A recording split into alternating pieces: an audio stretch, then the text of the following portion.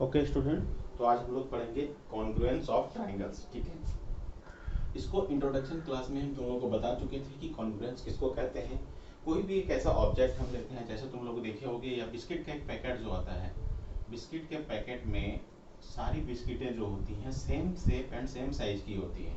ठीक है, तो कोई भी ऐसा ऑब्जेक्ट जो same shape and same size में होगा उसे हम एक दूसरे के कॉन्ग्रुएंस कहेंगे। ठीक है, या जैसे देखो कोई भी एक ट्राइंगल है, अगर हम ट्राइंगल में से समझें तो एक ट्राइंगल है, अगर वो ट्राइंगल दूसरे ट्राइंगल के शेप एंड साइज में, यानी ये साइड और ये साइड इक्वल हो, ये साइड और ये साइड और ये साइड और ये साइड और एंगल भी, इसके सारे एंगल एक दूसरे के इक्वल हो, यानी कॉरेस्पॉन्डिंग एंगल्स और साइड्स इक्वल हो, तो उसे हम कॉन्ग्रुएंस कहेंगे, कॉन्ग्रुएंट ट्राइंगल कहेंगे। ठीक है, इंट्रोडक्शन क्लास पे तुम लोगों को बता चुके थे कि कॉन्ग्रुएंस हम किसे कहते हैं। ठीक है, अब जैसे लाइन सेगमेंट की बात करें तो हम कहते हैं कि if two line segments have the same length, यदि दो लाइन सेगमेंट है, if two line segments have the same length या equal length, they are congruent. तो अगर सेम लेंथ है तो ये क्या है, कॉन्ग्रुएंट है। ठीक है, और फिर दूसरा क्या है, यदि ये कॉन्ग्रुएंट है, ये दोनों लाइन सेगमेंट जो अगर कॉन्ग्रुएंट है तो क्या होगा, इन दोनों का लेंथ भी इक्वल होगा। ठीक है, इन दोनों का लेंथ भी इक्वल होगा।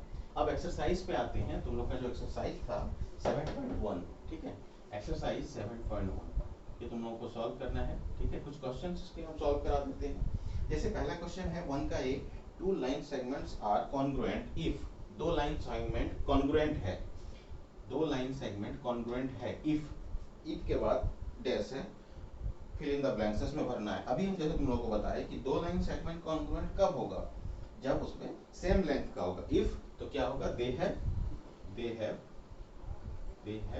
Same length. ठीक है, same length, if they have same length तो क्या होगा, वो कॉन्ग्रुएंट होगा। नेक्स्ट है कि among two congruent angles one has a measure of 70 degree. कोई कॉन्ग्रुएंट एंगल है, एक 70 डिग्री का है। ठीक है, और क्या कह रहा है, कॉन्ग्रुएंट एंगल है। तो अभी हम बताया कि कॉन्ग्रुएंट कब होगा, जब दोनों सेम होगा। तो दूसरे का पूछ रहा है कि क्या है, तो ये भी तो 70 डिग्री होगा ना, ये भी 70 डिग्री होगा, तब ना वो कॉन्ग्रुएंट होगा। तो इस तरह से हम देखेंगे जो बी का आंसर होगा वो भी होगा 70 डिग्री। ओके, नेक्स्ट हम आगे बढ़ेंगे। इसमें पूछ रहा है कि give any two real life examples for congruent shapes. Congruent shape के कोई तुम दो रियल लाइफ एग्जांपल अपने दे सकते हो, अपने घर में भी, या फिर कोई विद्यालय में देखे होगे, कुछ भी फुटबॉल जो होता है, फुटबॉल को भी दे सकते हो, कुछ भी अपने रियल लाइफ से एग्जांपल दे सकते हो कॉन्ग्रुएंट शेप्स का। ठीक है, आगे बढ़ते हैं हम लोग। इसमें है थर्ड नंबर में बताया गया है कि if triangle ABC and triangle FED, ये दोनों कॉन्ग्रुएंट है। ट्राइंगल ABC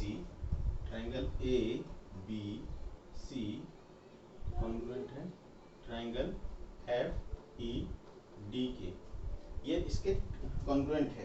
ठीक है, अंडर द कोरेस्पोंडेंस ABC और FED, ABC और FED जो है ये क्या है कि इसके कॉन्ग्रुएंट है, पहले से ये गिवन है।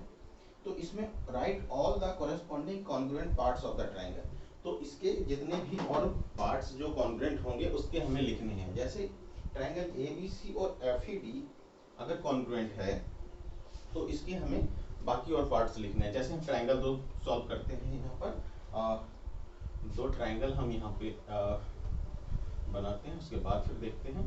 ठीक है, दो ट्राइंगल यहाँ बनाते हैं, किस किस नाम का है, ट्राइंगल ABC। ठीक है, ट्राइंगल ABC, दूसरा ट्राइंगल है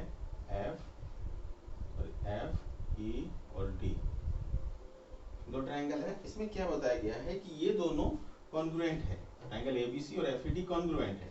अब बताओ कॉन्ग्रुएंट है तो इसके कॉरेस्पॉन्डिंग साइड्स और एंगल इक्वल होंगे, तो हमें क्या क्या लिख सकते हैं कि कॉरेस्पॉन्डिंग साइड और एंगल क्या होंगे। Angle A equal to angle F होगा। ठीक है, तो ऐसे लिख सकते हैं एंगल A, और यहाँ पे हम इस तरह का एरो लगाएंगे क्योंकि angle A equal to F है, एंगल F है, और angle F equal to angle A है, इसलिए हम ऐसे लिखेंगे। ठीक है, ये कॉरेस्पॉन्डिंग एंगल्स है। दूसरा क्या होगा, B जो होगा वो E के इक्वल होगा, एंगल B इस तरह से लिखेंगे। दूसरा C जो है एंगल सी होगा वो डी के इक्वल होगा, तो इस तरह से लिखेंगे हम लोग, ठीक है। अब हम कॉरेस्पॉन्डिंग साइड्स पे आएंगे, ठीक है, ये तो हमारा एंगल्स हो गया। अब कॉरेस्पॉन्डिंग साइड्स पे आएंगे हम, ठीक है। कॉरेस्पॉन्डिंग साइड क्या होगा, जैसे ए बी है, ये साइड है, तो ये एफ ई के है ना, एफ ई के इक्वल होगा, तो क्या लिखेंगे ए बी, ये जो क्या है हमारा साइड है, ठीक है, ये एफ ई के इक्वल होगा, ठीक है।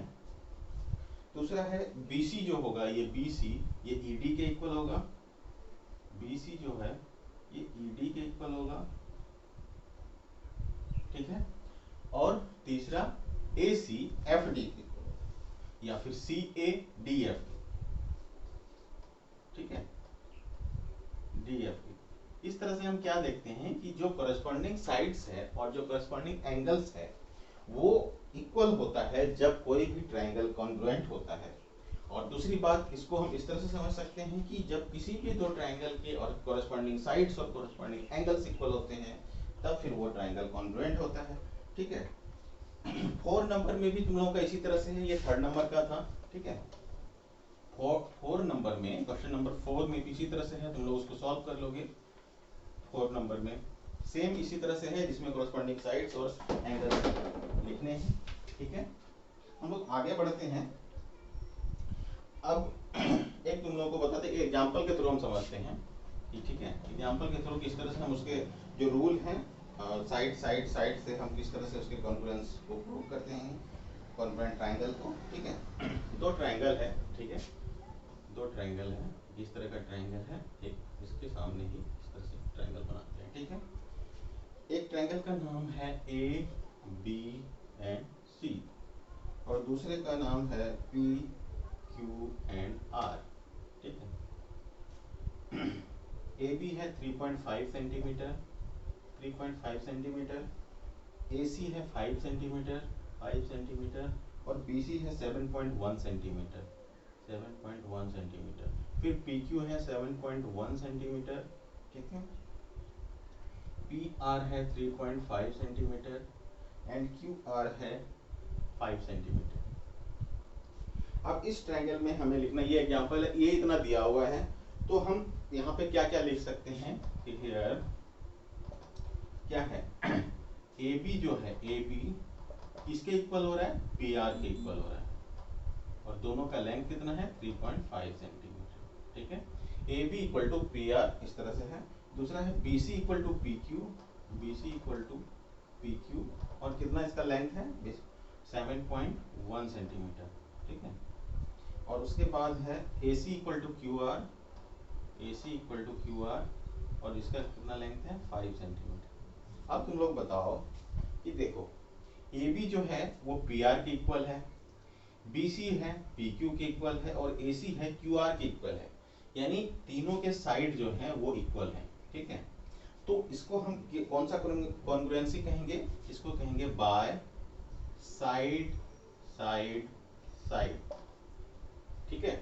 ये कौन सा कॉन्ग्रुएंसी होगा, साइड साइड साइड, यानी तीनों जो साइड है इस ट्रायंगल का दूसरे ट्रायंगल के इक्वल है तीनों साइड्स के, ठीक है।